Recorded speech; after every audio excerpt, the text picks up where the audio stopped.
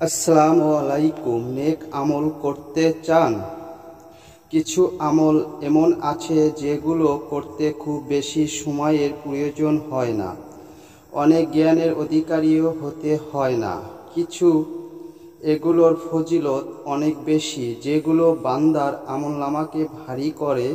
যেমন রাসূল সাল্লাল্লাহু আলাইহি ওয়াসাল্লাম বলেছেন যে লোক আমলের আগে একবার বলে সুবহানাল্লাহিল আজিম। আশা করি সম্পূর্ণ সূরাটি শুনুন।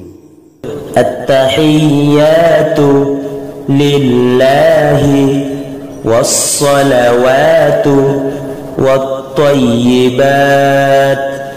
আসসালামু আলাইকা আইয়ুহান নাবিয়্যু ওয়া রাহমাতুল্লাহি ওয়া বারাকাতুহু।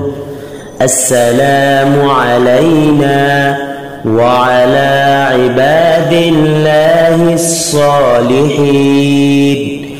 أشهد أن لا إله إلا الله وأشهد أن محمدا عبده ورسوله.